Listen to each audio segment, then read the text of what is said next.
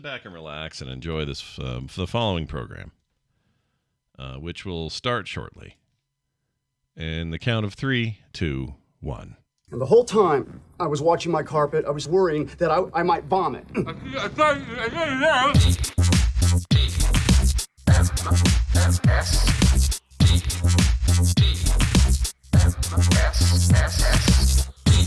She's only your girl because she ain't had a taste of the Duke yet. This is the Morning Stream.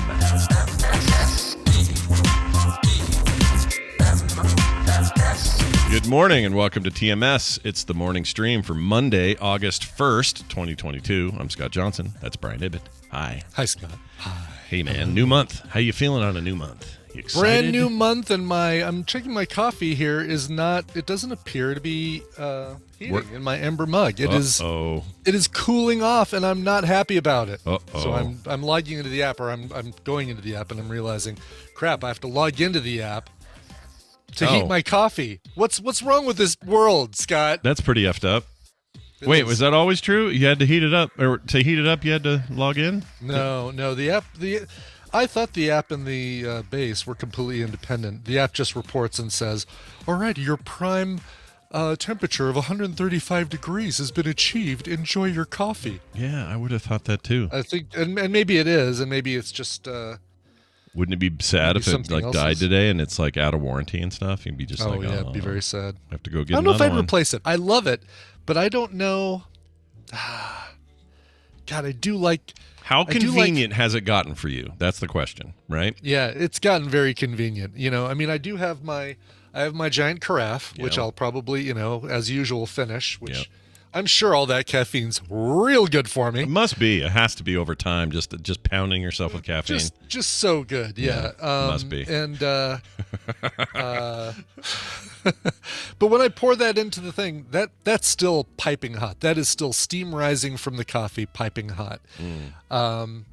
Because it's insulated and does a good job at what it. My problem is that I just don't drink coffee fast enough, and so it cools off too quickly. Right. I mean, there are people who are like, pour it, ready for another, pour it, ready for another. They're like coffee achievers. They're the coffee generation that Jeff Lynne was singing about in the 80s. Yeah, what was the best part of waking up for those Hold folks? on tight to your dreams. That's right. They know Remember what's coffee? up. What was that advertising? It was the Coffee Achievers. So best part of waking up was... that's a different thing. Yeah, it's a whole different thing. Yeah. I'm trying to think just the different ones. What would it advertise? I found the commercial if you want. Yeah, put it in the Discord. I'll play it. All right, okay. Let's see if we can't suss this out. In the Discord, and we'll get a little Jeff Lynne music, so prepare that cease and desist. Sweet, that'll be good. Actually, here, I'll pause you. Harsh. Okay, all right. Okay, like beef when they do, or the other white meat, or all that stuff. Beef, it's what's for dinner and all that. Interesting. Yep. Big coffee. There's a second one with David Bowie and... what was their deal with musicians? They were trying to get the youth in there? I think so, yeah, exactly. Hey, kids, Hart likes coffee. Yeah. How about you? Yeah, Hart. Hart is cool. Barracuda. Well, anyway. So there you have it. Quick, name another Hart song. Quick, do it. Hold on. Come on. The one where she's they keep cutting away from the other one, because the video people didn't think she was pretty enough anymore. So they kept showing the redhead. And she's going. I know exactly which one I think you're talking about. Alone. Alone. That's it. How can I get you alone? Yeah. You still technically didn't name a song. You named a video and a yeah. I didn't quite get there. But I gotta say, I think I like early, more rock and roll. Hard. For sure. Yeah. Like Magic Man and Little Queen, Doggone Butterfly. Yeah, that's the one. That's how I used to always sing it. See the goddamn butterfly up in the air. He That's likes a good one. To fly. Good misheard lyric to use, even if you know butterfly. It. Those were great. And when they went like Starship in the 80s a little bit, Yeah, they did. With especially that All I Want to Do Is Make Love to You song. Was that Hearts jumping the shark moment? A little bit. Yeah. I think it was. Yeah. And then when they kept just videoing the pretty one, I went, all right, I'm out. I'm done. Nancy. Yeah. Nancy. All right, check this out. I got a little Loki update for you. Oh, excellent. I'm almost done. I got one left. And ooh, look at you. That show's great. I really like it. That is. I think. How much of a crush do you have on Sylvie Loki? A massive crush. At first, I hated her because I was pissed at her because I thought she was just evil. But that's all, it's all relative until you learn what's going on. Mm-hmm. I like the big shift in. I don't want to give anything away, but the whole. What are they called? Believe me, you're the last one, the tadpole, to watch it. The whole. You're not giving anything away. The whole variant storyline about who might be one or not, that got real interesting. I think it's awesome. Yeah. I really dig it. So how do you like the appearance of Richard E. Grant as like straight up comic book Loki? Oh yeah, no, he's great. He's like I guess I had no expectation for that. And the first time you see him is in I think it's episode 4 or 5 Stinger. The end scene, right? The Stinger. Yeah, and then they give him a quick credit after it happens. Yes. So I was like, "Oh, Richard E. Grant, what are you doing, Mr. Oscar winner? What are you doing over here in this Loki business?" But it's very cool. So anyway, I'll finish it up, give you a final vibe on it, and probably tomorrow. Probably get it today. Yeah. Oh, so much great setup for what's to come with phases. I believe what's to come with phases 5 and 6. What happens in that last episode you're about to watch. Oh, I'm glad to hear that because that makes me more excited about those phases than I probably was. So that's good. I think it's really good. I think the music and the sets and the look of it and the tone of it is really the big surprise for me, and I really like that stuff. So whoever made those choices, they were the right ones, and I love the vibe. It's very good. Cool. Yeah, we're just like a week and a half from the next one with the She-Hulk and I Am Groot, which it's a bunch of shorts. It's basically Love, Death, and Groot. Yeah, Love, Death, and Groot. It'll probably be a little like the more Disney-ified, like the Big Hero 6 ones. Yeah, Pixar, like stuff you'd see. Yeah, the Big Hero 6 one is really good, by the way. You should watch that. It's fantastic. Yeah, that's what I hear, the Baymax show. Carter, I hear that's really good. Carter was raving about it. I watched the first one. She's right. It's great. It's very good. But it just all of a sudden made me think, oh my God, how cool would it be if Marvel started doing Marvel character Pixar shorts before each movie. So like you get, like fun characters like Squirrel Girl and MODOK and Impossible Man, which would be perfect for that sort of thing. Yeah, not necessarily for some big live action treatment. So instead make them little pre-movie shorts. I'd love that. Yeah. Nothing wrong with that. Marvel, if you're listening, hey, Kevin Feige, if you take off your hat and put this in it. That's right. Oh, and I watched The Batman. I forgot to mention. Oh, The Batman. The Batman, which I hadn't seen yet, and I really liked. I liked The Batman a lot. Yeah. I know that it's there's some people that are kind of split on it, but it is right up my alley. Melts my cheese just nicely. Too. Yeah. I wish it. I mean, I kind of wish it weren't a brand new side thing that has no connection to any other DC thing. Like, you kind of want Joker to appear in this one. Joker from the Joker Oscar-winning movie last year. Oh, that Joker, yeah. That Joker. Yeah, they keep them all in like separate Earth things almost. Yes, like it's like I know we're coming up to a Crisis on Infinite yeah. movies situation with DC. Yeah, DC's got this idea that hey, Marvel's over there doing a lot of continuity. What if we just did separate shit all the time? I don't know. I don't know if it's going to work for them in the long haul, but as a standalone detective-based Batman, freaking badass. I loved it. That scene where he chases down Joker in the Batmobile, which is more like the Charger I wanted when I was a teenager. What an amazing chase scene. Holy shit. Just incredible. I really, really, really liked it. So, and some people, it's so long. No, it's 3 hours. F off. It's fine. Yeah. Fine. That's right. You got a whole crap ton of villains you got to deal with. You got Catwoman, you got Joker, or not Joker, you got Penguin, you got Riddler. Yeah, well, you have Joker at the very end. But, and that's some dude no one's heard of, some Irish actor that I'm super... what's the word? I'm intrigued about what they're going to do there. Oh, and Paul Dano's a psycho, dude. That guy freaks me the F out. Man. Oh, he's awesome. He scares me. Awesome. He finally drank his milkshake and became one of the weirdest dudes in Hollywood.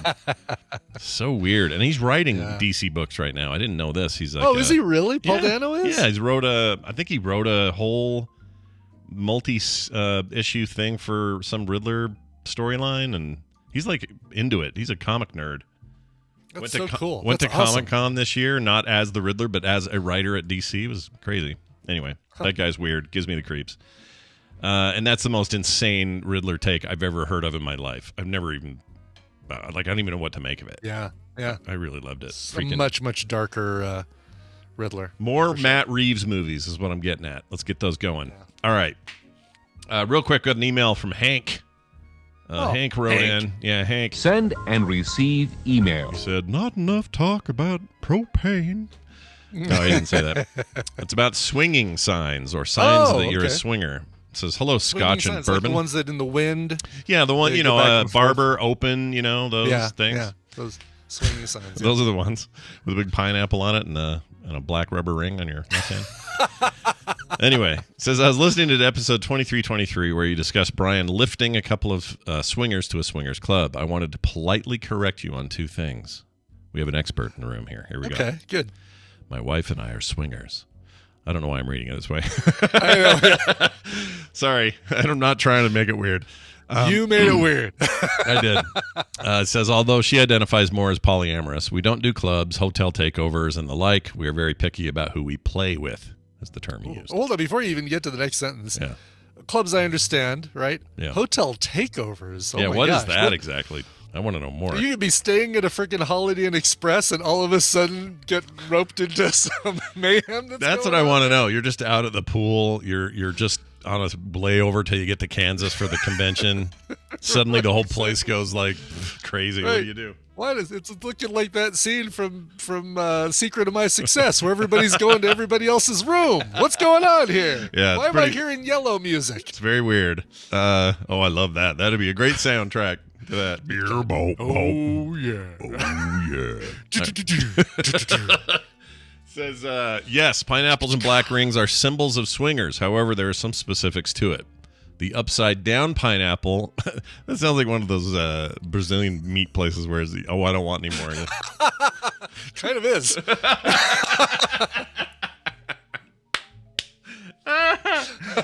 It says, an upside-down pineapple is a symbol for swingers. If you see an upside-down pineapple flag or maybe upside-down pineapple decor on a porch or around the house, a stranger lives there. Or a swinger lives there, not a stranger, geez. Stranger comes calling. Yeah. Right side up pineapple or just right side up pineapples. So that's an interesting thing. Okay, that just means you're Hawaiian or you like that pizza. Sure, you're just a fan of the pineapple, I guess. Sure. With regards to black rings, the black ring on the right ring finger is a sign of a swinger. Black rings on the left hand, or where most people wearing their wedding rings, are totally normal and not symbolic of anything. So, Brian, you're safe. You're good. Good. Overall, I've made some amazing friends in the lifestyle. Many I think will be lifelong friends even after we leave the lifestyle. Most swingers are good, normal people. Many don't go around talking about it since the topic is mostly taboo. So we are people you'd never expect. Your friends, neighbors, maybe even your parents. Don't say things like that. We come in all shapes and sizes. Yes, Brian, even people shaped like you and I. I don't know what he's saying there. Thanks a lot. Thank you. You and Hank. Thanks, Hank. I love that. Just a swinger education from someone who's relatively new to it. Thanks for the great show, Hank. Well, Hank, I appreciate the insider info because how would we know? I don't know. Oh, and man, so now I'm really curious. So relatively new to it. I'm curious as to how you adapted, like how, those first experiences and stuff like that without any graphic detail. I mean, I'd love to hear more. Just the emotional, that's fascinating to me. Like how do you, obviously you have to have an inclination to do it. Yes. But then once you do, there's naturally the natural feelings of either things like jealousy or things like, I don't know. Right. FOMO. Or all that. Like, well, those things come up. What do you do then? Yeah. Right. And since I'm a person that rarely has FOMO, I wonder how I'd care about any of this. I'd probably be like, man, whatever, go ahead. I'll be fine. I'll stay home and play a video game. I don't need to. Go knock yourself out. Knock yourself out, Cam. Do what you got to do. All right. Let's now lean a very different direction. That is the direction of the American South, and adding Brian Dunaway to the call so that we can play a game. This will be fun. I always look forward to it. He's already logged in. Here's the theme.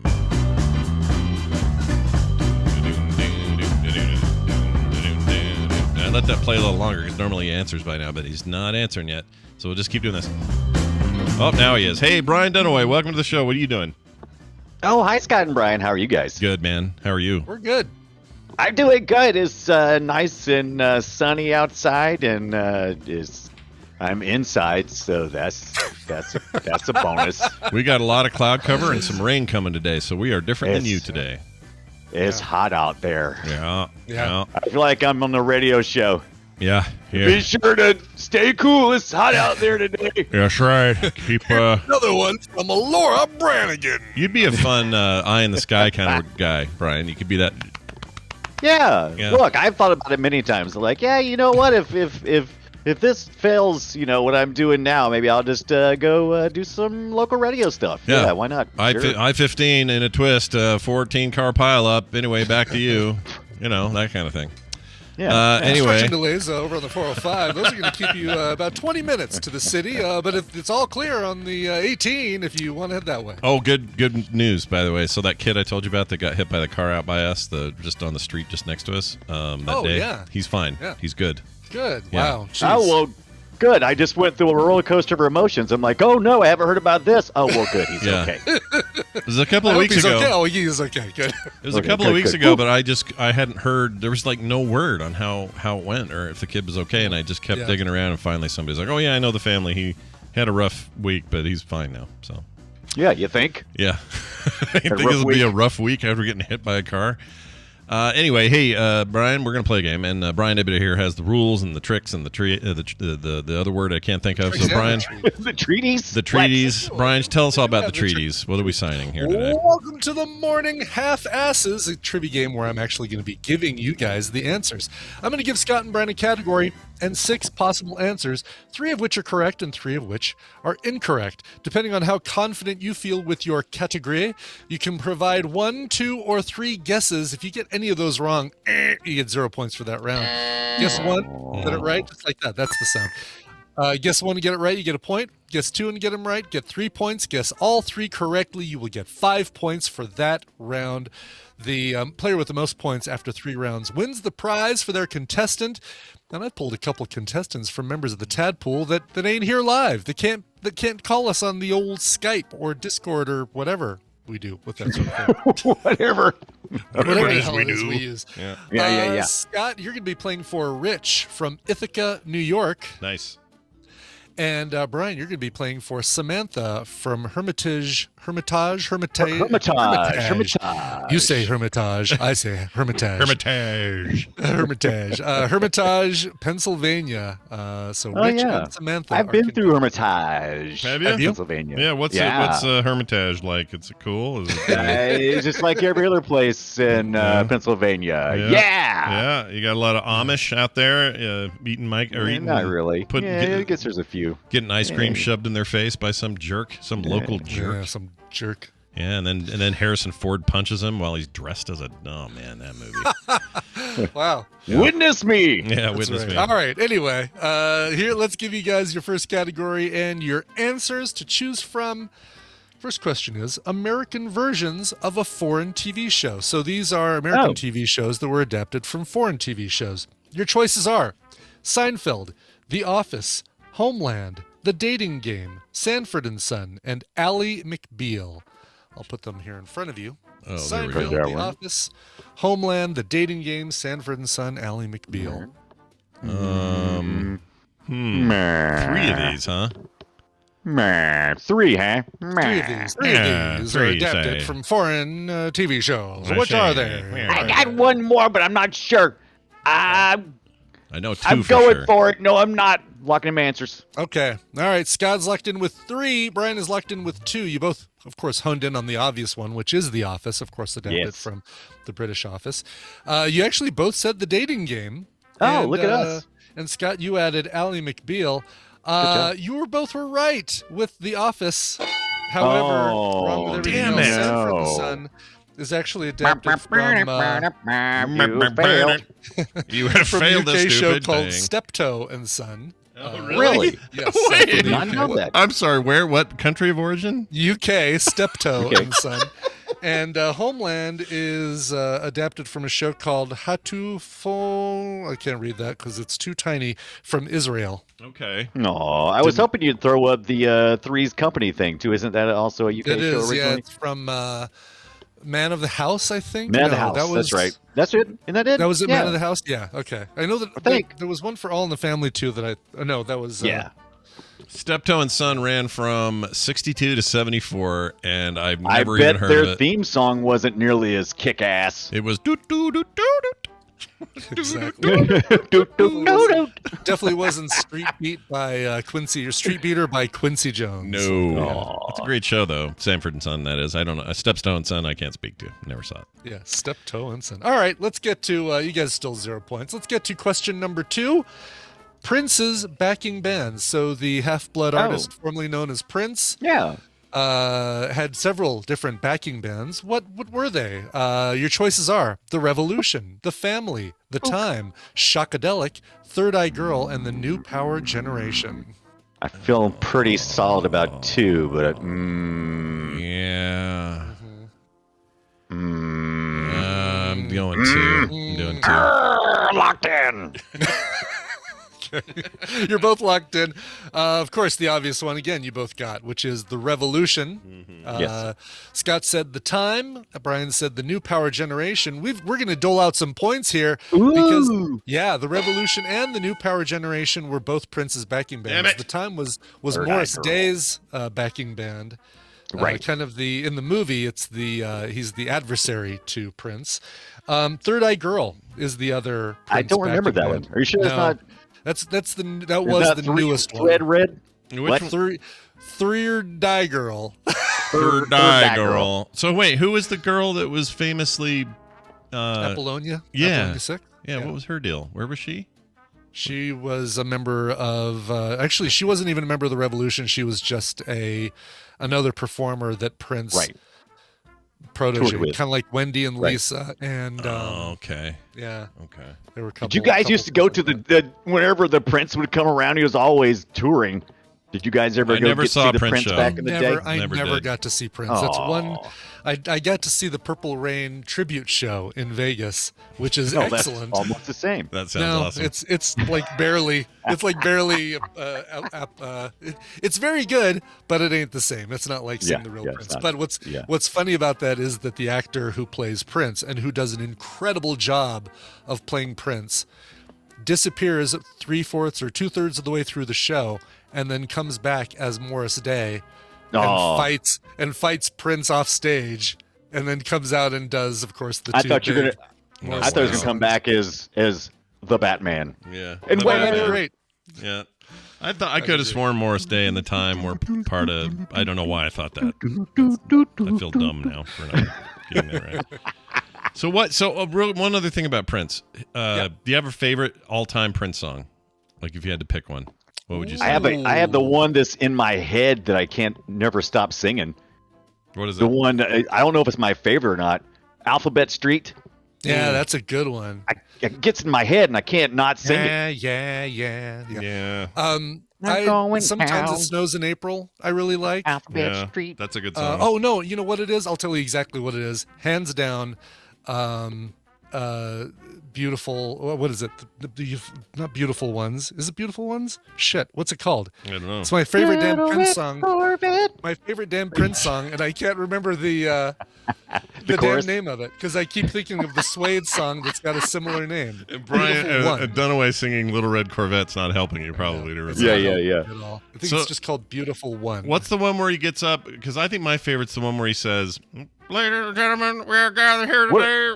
Oh yeah, Let's Go Crazy. I love Yeah. Let's, Go crazy. That's great. Yeah. So What's good. that? What's that one that where he's a bald lady and he gets on Saturday Night Live and it tears the picture of the Pope? No, that's not. That's not him. He just wrote But that he one. wrote the song. Yeah. And that, the family that was listed in this round was another Prince protege band, and that's actually who he wrote that song for to perform. Nothing Oh. Compares to You was the family, and then they recorded it. It was like meh, didn't do very well. Right. And then Sinead O'Connor recorded her version, did a lot better. That's what you told me. All right. Anyway, but we have a beautiful one is the one that's got like halfway through the song, it cuts to him and he goes, "Do you want him or do you want me? Because I want you."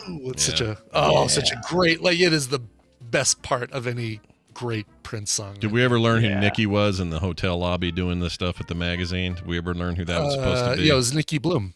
Oh, yeah. Was she really doing that? Was that really a thing? Yeah, that's what she was doing. That's really what was happening. Yeah. Okay. Was it a People magazine? Was it People magazine? The magazine. She actually. That was always my question, because it says with a magazine. Was she using the magazine, or was she just holding the magazine while she was doing that?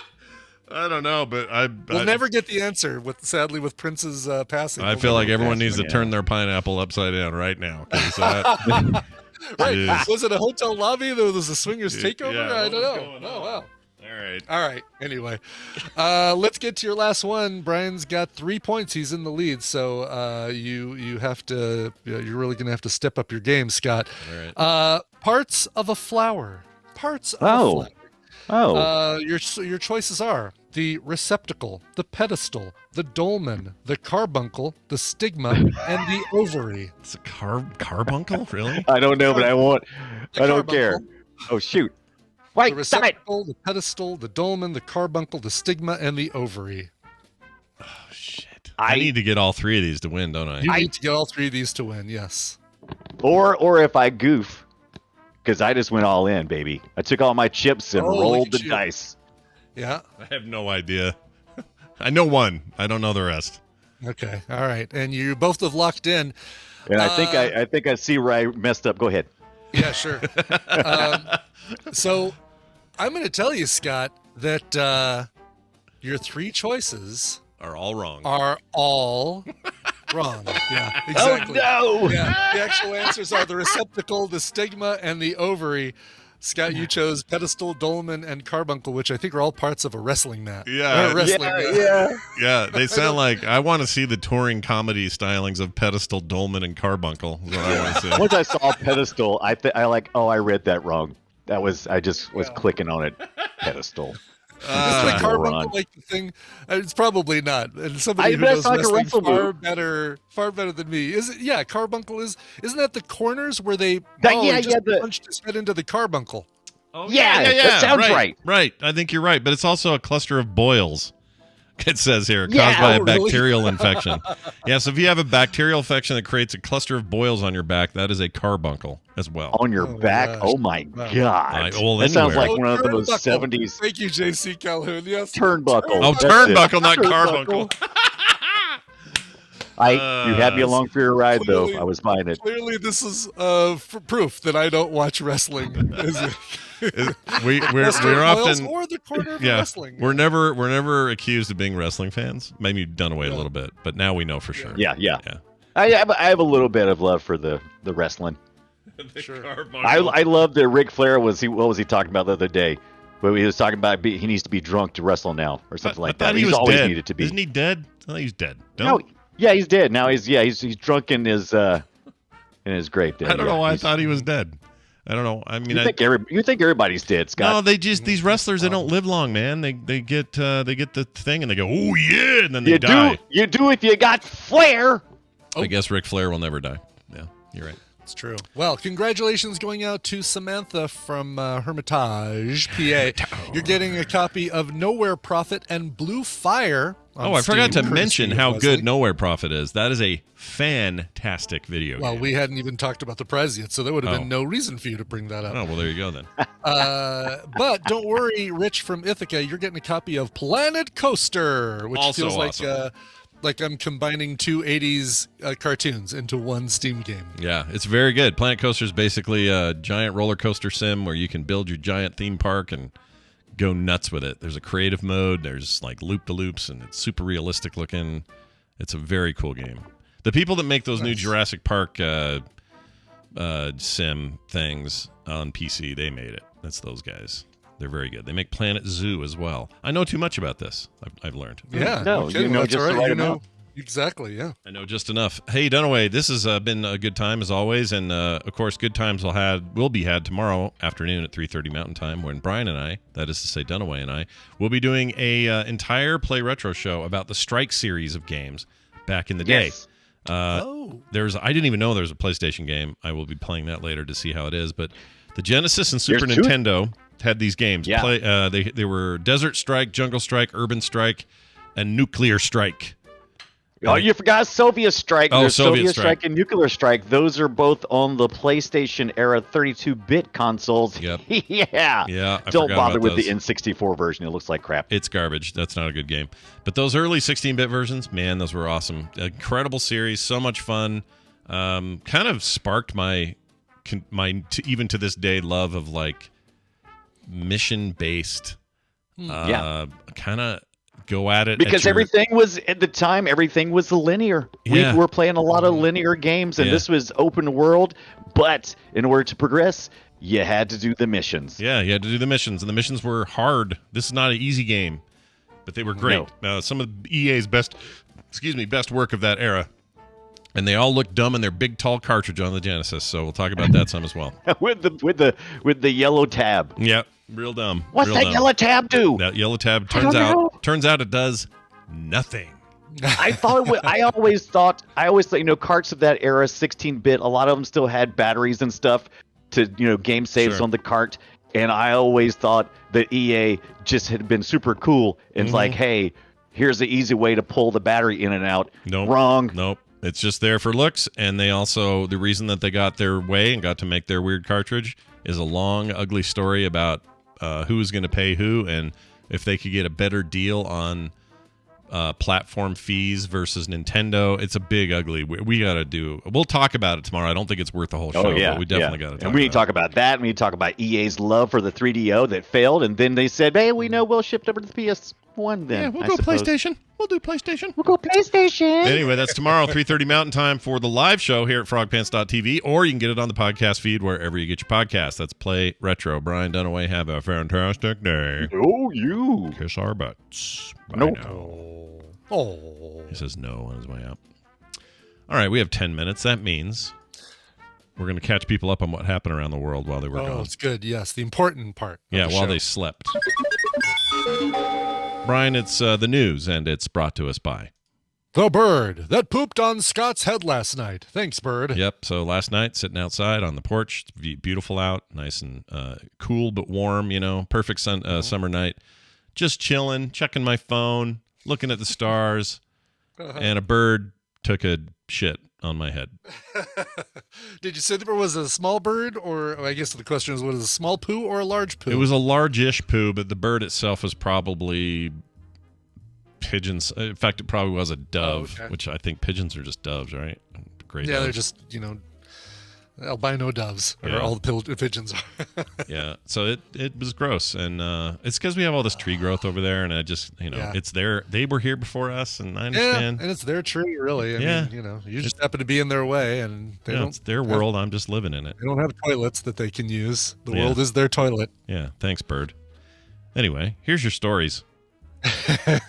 We got an elephant named Ruana, who is the third elephant to die from herpes in the Zurich Zoo, Zurich, Germany.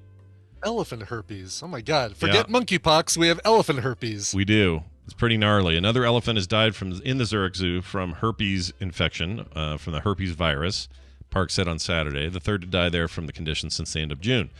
The 5-year-old elephant, Cow, died on Saturday morning after succumbing to elephant this is hilarious. Endotheliotrophic. Endotheliotropic. Yeah. But what I love is I love the it's got the in it. So it's like end of the line. Endotheliotropic. Yeah. I think that's great. The condition carried latently by nearly all elephants. Her death follows that of Omisha, an 8-year-old female who died on July 11th, and the 2-year-old male Umesh, who passed away at the end of June.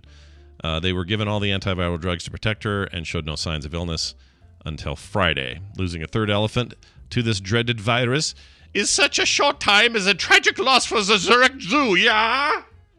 Says Severin Dresden. Today is a deeply sad day, he says, and particularly frustrating that we are powerless against the virus despite best veterinary care from the University Animal Hospital.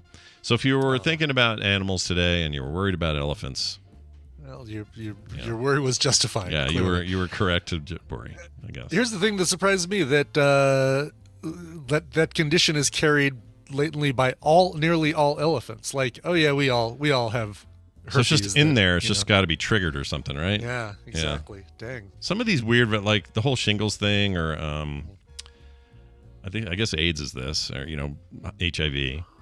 Like the ones that can just sort of sit there for a long time, dormant, and then go, aha! It's been 30 years. The least you expect is to have shingles today. Blah, blah, blah, blah, and then you just suddenly have shingles. Like, freaking sucks, man. I like viruses that come. You're feeling a little down on a Tuesday, and then they're gone. And then they're gone by Friday, and you're like, man, that was not that bad. That's the kind I like. Mm-hmm. Even COVID knows when to get in and get out. Right. Exactly. All right. Still, hey, and by the way, did the whole Vegas thing, still feeling fine. Oh, yeah, I was going to ask. Smell, no signs? taste, no sore throat, no weirdness. No weirdness. I think you probably dodged it. I don't know why I feel that way. I just do. So. I don't have anything to base that on except that you maybe No, I don't either. It. Exactly. I'm hoping. I mean, knock on cheap plastic prop replicas of Marvel items. It's like me. It's what you have handy. I mean, I understand. Yeah, whatever. It's the only thing. It's what my office is made of. Yeah. Scott. Me, you, and like 5 other people, and I guess our wives are the only people left. Yeah, not both of our wives, Scott. Oh, that's right. Tina had it. I forgot. Tina had it. Yeah. How did you dodge that? I don't know. That's so weird to me. I don't know, because we're still messing around when she had it before she knew she had it. Yep. Pedro was still taking that trip to Virginia. Jeez. Yeah. I meant Virginia, not Virginia. I don't know. Well, technically, you meant Virginia. He could be a carrier. I may have had it and never known. Like, this is possible.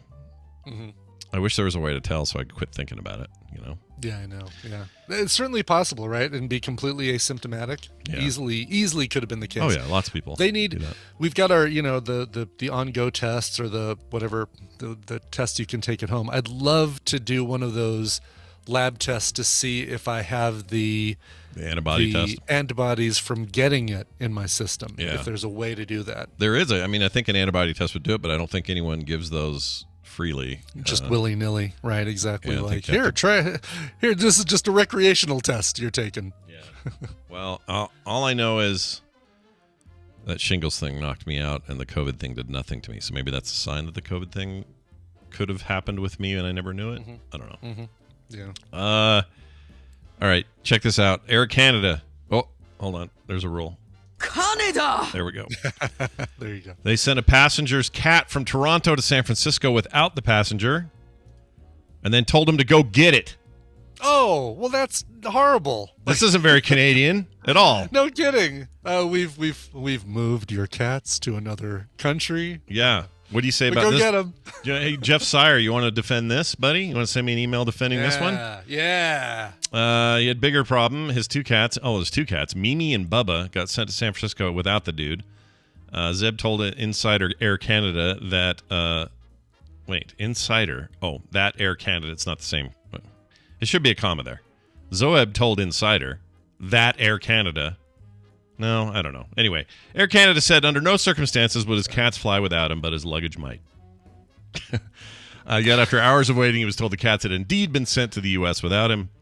To make it worse, he said Air Canada then suggested to him to get to San Francisco himself or ask someone in the city to collect his cats for him. I said, this is no kidding. So if there's nobody even waiting at the gate, do they just go in like the unaccompanied minors room and just get locked in there? Yeah. It's like, oh, I'm sorry, your cats are still in their crates. And they've just shit all over themselves and molted because they're so nervous and no one's here to pick them up. I guess that's just where your cats are. That freaking sucks. Oh my gosh, that completely sucks. Yeah. Help the cats. I don't even like cats. Cats walk out into the terminal looking for some guy with a chauffeur outfit on, holding up a sign that says cat. Yeah. That's about it. So he did Let's see. Close to midnight and more than 15 hours later, after being separated, he was finally reunited with his 2 cats in Toronto. So they did get him back up somehow. I don't know how that happened. Oh, somebody picked him up and then flew them back. Good. Is what they did. I would do that for this person. I don't know this person, but I would happily fly up and return his cats to him. Absolutely. If you guys ever have a cat problem in Salt Lake or Denver, you let us know. Brian and I got you covered on that. That's right. And just take me out to the brass rail once you pick me up, and we'll be fine. Take me out to the brass rail. My pets are being treated like throwaway luggage, he says. He says, once I collected my pets, they were visibly tired and feeling sick. Both were sneezing. Oh, man. Here's the thing. I would think that Air Canada, if it was luggage, they would have routed the luggage back. Yeah. Like they would have put it on another flight from San Francisco to Toronto and been just fine. Well, it says here now, Air Canada is no longer allowing pets to be checked into the baggage compartments where he said his cats were placed. According to an update posted on the airline's website, the airline cited, quote, longer than usual airport delays for the new rules that are now in effect until September 12th. So I think they're still in the midst of like the luggage gate and all that problem. Like people still, I know somebody here in Salt Lake who never got his luggage, just never got it. They don't know where it is. He's kicking himself for not having a tag in there, but you shouldn't have to freaking do that.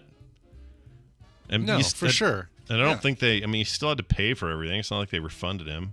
I know you can get insurance or something, right? Isn't there an insurance thing? Everybody's always pet insurance? No, for luggage lost luggage. Oh, lost luggage insurance? I think you can get that with the card. Some cards offer that if you use it to buy your plane ticket. But so if you do you have an American Express deal or something, yeah, that makes sense. It'll do it for today's I was pulling news. up the information for today's Indian in the Middle. So Oh, it's good. Distracted. You gotta have it, man. You gotta have responding over German, Swiss parrots, and that's how it goes. Canadian cats. Yeah, Canadian cats. That's what today's news is about. We're gonna take a break. When we come back, Steven Schleicher will be with us. Yeah, you heard me. He's got stuff to say. Oh, good news too, by the way. Dan, the Tabletop Man, will be joining us next Monday. And every month he'll be here the second Monday of the month to do 2 things. We're gonna kind of beef it up. We're gonna do basically an Ask Dan thing in the pharmaceutical world, right? Are we really? Yeah. Okay. So we're gonna say things like why, because we get them all the time. People are like, why? Yeah. Ask Dan how come opiates are worse than or whatever. Like these kind of things. I've got this weird burning sensation when I pee. What should I do? What should I take? Yeah. So we're gonna do those. So feel free to be sending those in. I'd love to collect them. Keep them short. Right. And then he'll at the end of that, there'll always be a quick recommendation for a card game, board game, something at home. So we're just gonna solidify the position a little bit. Perfect. I think it'll be fun. Anyway, that's all coming up next week with Dan. Today we got Steven. Stick around after this song that Brian has prepared. What do you have? I have something right here. It is from a band called Penny Arcane. Arcane with an N. Penny Arcane. They're a alternative rock band based in Essex in the UK. They influenced by artists like Biffy Clyro, Block Party, and Editors, for example. They're working with Dan Hack at Honeywood Studios, and they have a brand new single that is going to be released on August 12th. You're going to get to hear it 11 days early because we love you. Here is the new single from the band Penny Arcane called Take It Away. I'm on MySpace, I'm on Friendster, and there's a new network called Facebook, which I think is going to be really influential, so I know how to reach young people. Ha ha ha ha.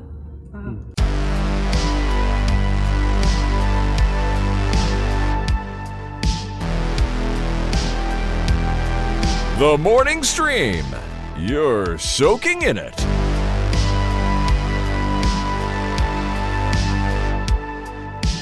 All right, we're back. Hey, who was that again, that song there? That, again, is the band called Penny Arcane, and the new song Take It Away, and I mispronounced Biffy Clyro's last name and got corrected by our resident all-caps Irish. Our resident all-caps Irish. Our resident all-caps Irish. Don't be messing with her, yo. No. All right. Well done. Now this. Steven Schleicher. Steven Schleicher. Look who pulled his truck up to the back and started unloading his goods. It's Steven Schleicher all the way from Major Spoilers and the wonderful website majorspoilers.com in Hays, Kansas. Welcome back, Steven. Hi. Hello, Scott. Hello, Brian. Hello. Hi. You know, one of these days I'm going to dox you entirely. I'm just going to say everything about where you live, your address. I mean, it's not. I mean, I'm in the phone book, so if anybody can just look it up, it's not like it's hard to find. What is this phone book you speak of? I don't know, but we have two competing phone companies in this tiny little town, and every year we get two phone books. Why do you think that is? Why do you think that still thrives? Is it ads or something, or what do you think they're getting out of that? Yellow Pages. Yeah, that's probably it. Right? I mean, I think I've got to call our AC guy today. Yeah.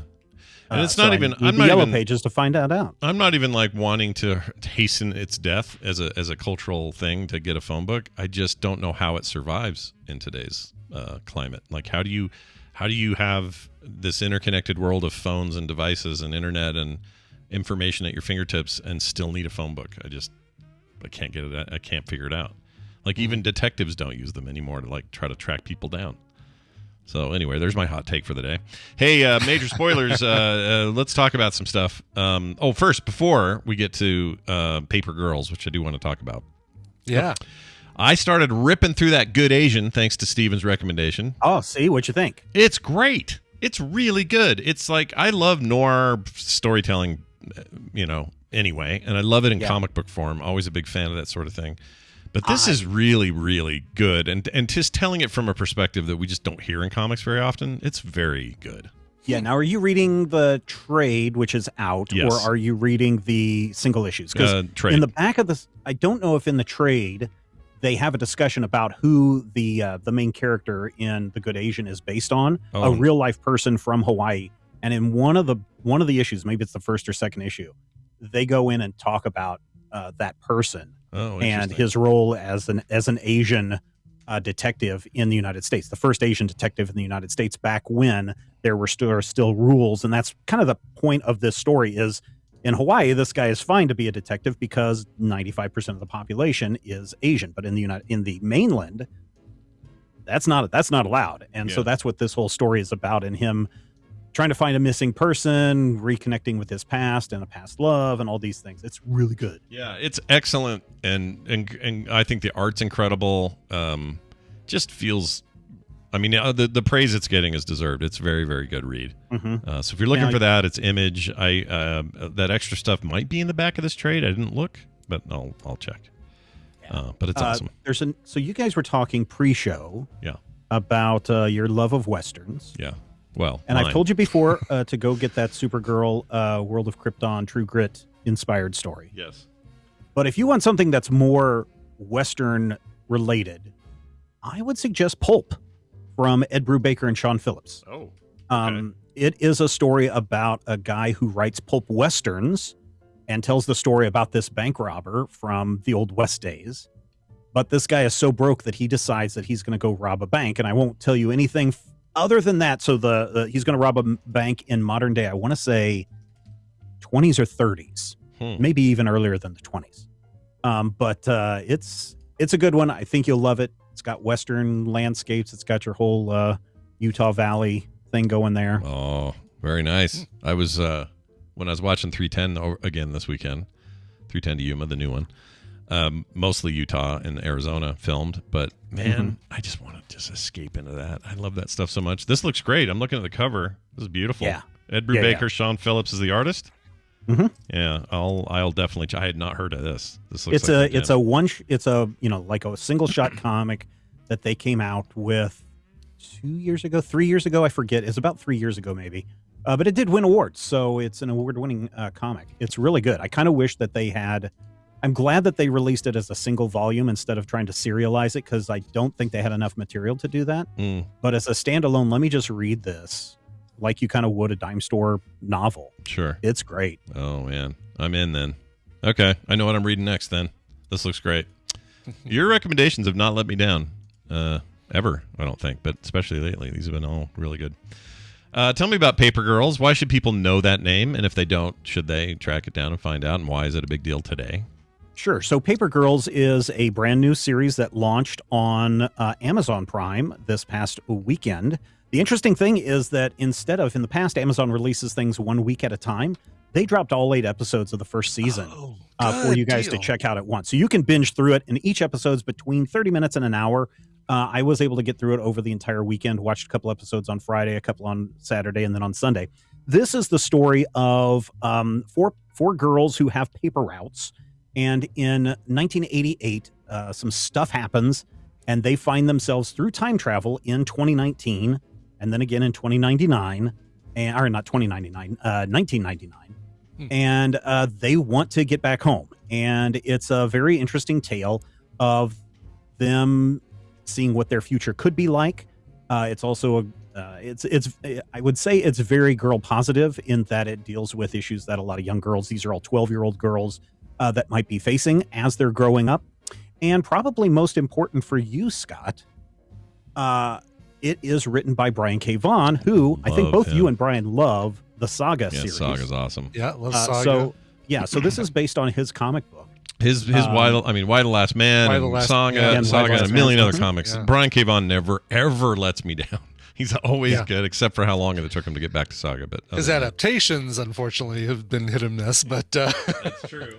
That's true. I see a girl wearing the Walkman that Greg sent me, the yellow sports Walkman. That's cool. Yeah. Again, the story starts in 1988, and so these 4 girls running around in 1988 stuff, and then find themselves in 2019. And you said time travel. Is it straight up time travel? I heard time loop, which I'm also excited about. Time travel and time loop are the same thing. I don't want to spoil too much. I mean, the comic book's been out, but there is an element of, are they just trapped in a time loop, or can they get out of it? Yeah. Also, a little bit of a spoiler. And I would say time loop is contained within time travel. Yes, Stephen. But the two are not synonymous. Oh no. Actually, it does involve travel through time. Paper girls have if you're into giant mechs fighting each other, there's some giant mechs fighting each other, and there's some dinosaurs. Are there any mechs fighting dinosaurs? Are there dinosaurs fighting mechs, or no? Do we not get that? No, not dinosaurs fighting mechs. That's a bummer. Is there so? Would you recommend this to our wives as well, or is this something that's like, when your wives are busy watching Bridgerton, watch this? Did you guys? Did your wives watch? What is it? Turning Red, the Disney animated movie? No. Okay. So there's a lot of the themes from that movie are in this one as well. So if listeners, if you're grossed out by a girl getting her period for the first time, don't watch this show. And if you're grossed out, by the way, if you're grossed out about a girl getting her period the first time, you're lame. Go somewhere else, you weirdo. I mean, there's a lot of, one of the reviews that I saw from this from a pretty valid source said, the show gets slowed down because there's too much personal conflict in between the girls and talking about the girl stuff. And it's like, oh man, I think you're missing out the point of this. So yeah. If anyone uses the word woke around me one more time, I'm gonna put my foot up their butthole for real. So your characters are a Chinese girl, a Jewish girl, a black girl, and a girl from the poor side of town who has a filthy gutter mouth. So if you like F-bombs being dropped every third sentence, then this is definitely for you. Yeah, so far I'm not hearing anything that Tina wouldn't like. Except maybe the mechs. Yeah, maybe the mechs aren't as interesting. This sounds like something Kim and I would love. Honestly, I think if Tina watched this, the mech part, she would actually really probably be cheering and crying at. Well, Kim and I are going to watch this. This sounds like our jam. Especially she loves the sort of coming of age stuff. I do too. It's fun. But Brian K. You had me at Brian K. Vaughan. So exactly. No, and then so it's only 8 episodes, and I believe that I hope they're bringing this back for a second season. If not, you can go pick up the comic book right now. It's 30 issues, so it's a self-contained story, Brian, kind of like Time, perhaps. So if you get to the end of the television show, and suddenly you're like, wait, what happens next? There's a comic book out there that will tell you exactly what happens next. Love it. It's called Paper Girls, and it's 30 issues. Go read it. All right. Here's the other thing. I'm definitely going to do that. And that, by the way, is on Kindle, Comixology Unlimited if you want to watch it. They tend to do that when they coincide their release of their series. But it's interesting to watch Amazon kind of take the lead on indie comic transitions to television series, the way that Marvel and Disney are doing their thing. But if you're looking for indies like The Boys and Invincible, right? That's what I meant to say. This and other stuff, it feels like they got it going on, man. I think they do. I would like to see what they're going to do next, and I'm really curious, and I haven't really looked into this, but I'm very curious as to why they decided to release the show all in one go, almost like they didn't know whether they had faith in the show or not, because they typically do not drop stuff all at once. Yeah. Well, I'm also in for the '80s thing. I love the '80s. I want to go back. I loved it. I was these kids. We were these kids. They don't spend a lot of time in the '80s. Yeah, well, that's a bummer. Because the kids are definitely of the '80s. Good, because we are those kids. They are us. Like I mean, we weren't Stranger girls. Things with girls and time travel. There you go. Nailed it. All right, excellent. Also, there is a big question going on. There's a bunch of new Phase movies coming out for Marvel. Like, they announced a ton of them, and it's kind of overwhelming how many things are lined up. But nobody seemed to be asking this question, so I'm really glad you brought it up today. Who is directing all of these freaking movies? Well, we don't know who all of them are, but we do know, for example, Blade is Bassam Tariq is directing that one. That comes out next year. Yeah. Julius Onah is directing that one's already been announced, the Captain America New World Order movie. And then Jake Schreier, who is doing directed Paper Towns, will also be directing the Thunderbolts movie, which ends Phase 5 in 2024. And then when it comes to the big Fantastic Four, while there are a lot of rumors about who may or who may not be showing up as Doctor Doom or any of the other family, the director has been named as John Watts, who was for a little bit of time involved in the Spider-Man movies. Yeah, he did. Wait a minute. John Watts. Why is that name so familiar? Maybe it's because of that. Could have been from, What did he do that I know? Hold on, I'm looking this up because it's going to annoy me. He did. Oh, I know what it is. So he did Clown. Spider-Man: Homecoming, but the movie that I always think of when I think of him is this movie that I don't think hardly anyone saw, but I love this movie called Cop Car. And it was this amazing thing with Kevin Bacon. Came out in 2015. Kevin Bacon, that guy we love no matter what he's in, Shea Wiggum, that guy. Oh, yes, yeah. That's such a good movie. Really? Yes, okay. you Yeah. gotta watch You Cop probably Car. recommended this at some point. I did. At the time it kind of got overlooked because, who even knew what the hell this was, but I thought Cop Car was rad. It was really good. Yeah. Well, anyway. and again, considering that he directed Spider-Man: Homecoming, Yeah, that's a big deal. the greatest superhero movie of all time. Oh.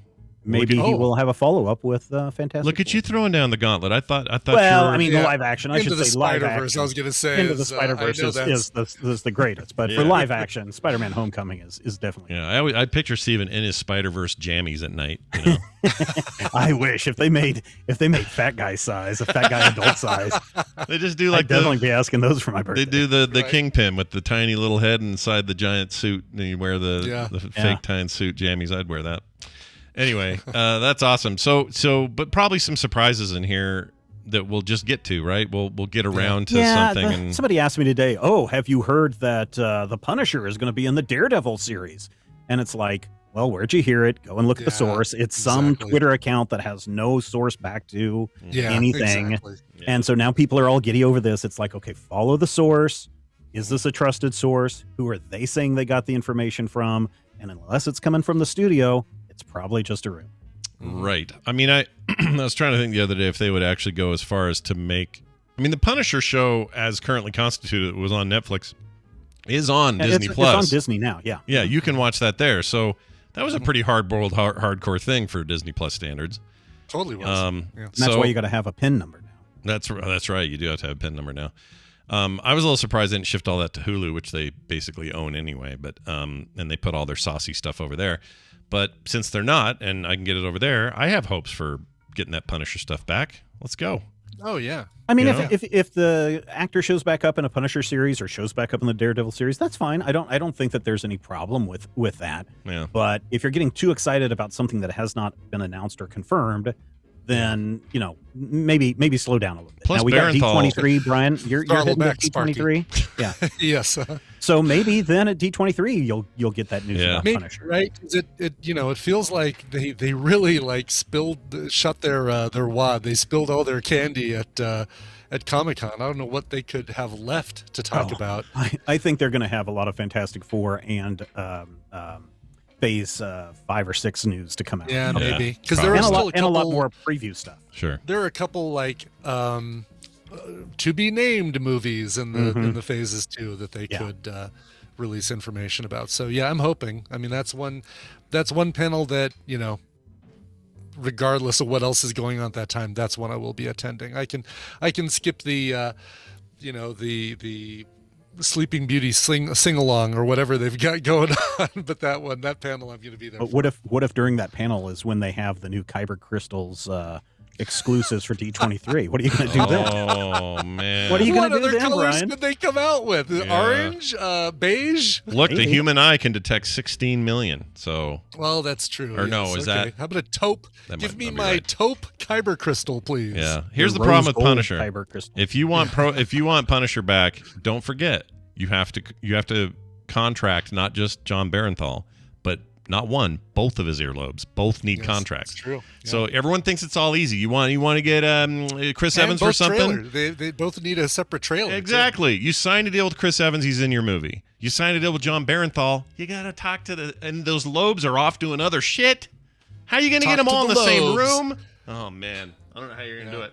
That's why you got axed off Walking Dead so quickly, is because of those lobes. Like, no, it was costing the show too much money. Yeah, just could not afford Big hit it. or not, you can't afford both. Anyway, right. So there you go. There's what's happening. It's all very exciting, and all this stuff is being coagulated over at majorspoilers.com. Like blood, like clotting. All your news is clotting over there. Yeah, it is. Steven, is there anything else going on? A scabbing pustule of pop culture over at majorspoilers.com. Don't be picking at it, is all I'm saying.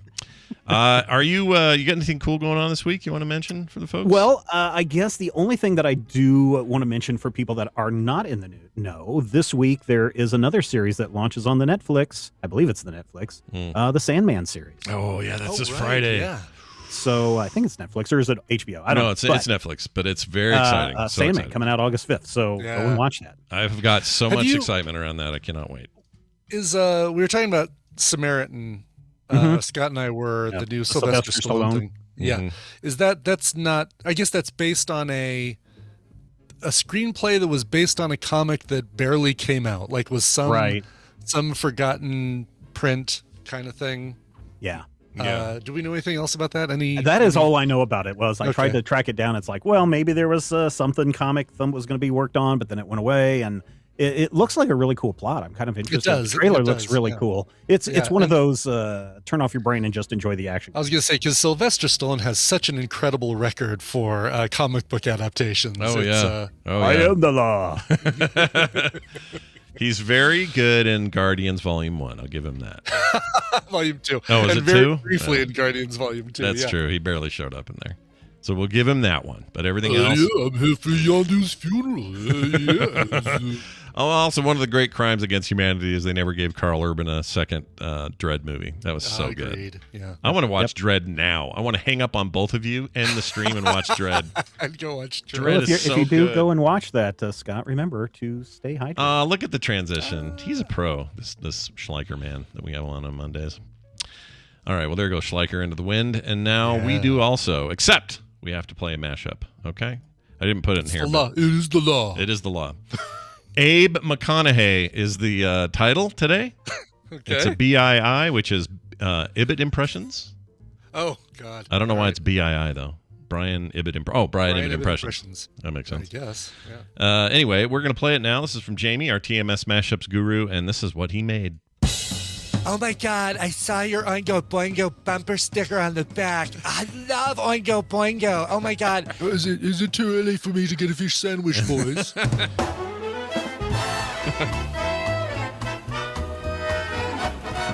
Brian, Brian, I know you didn't want to watch Maid because it was super girly, but I think you'd really like it.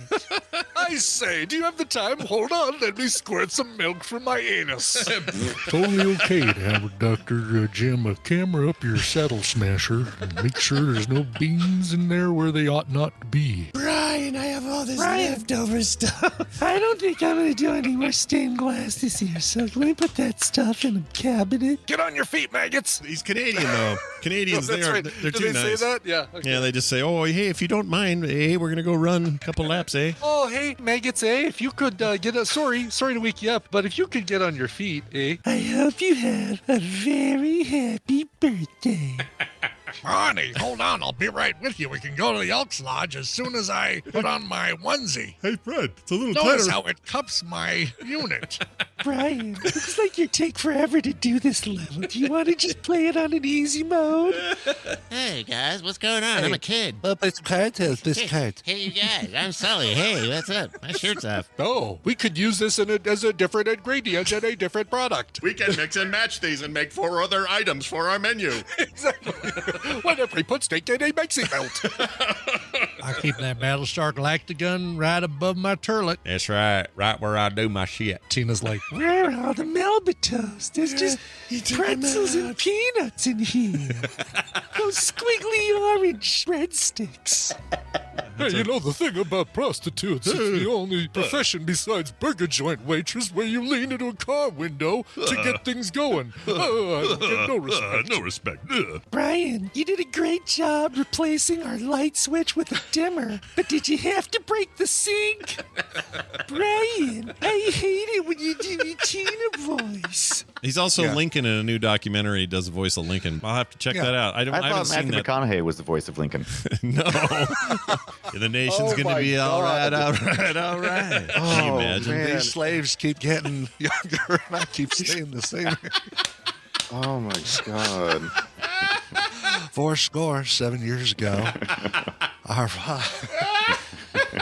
That's awesome. Pretty sure we got a little film sack in our TMS there. It did. Yeah. At the end. That was amazing. Yeah, the Tina voices kills me. Absolutely kills me. Yeah.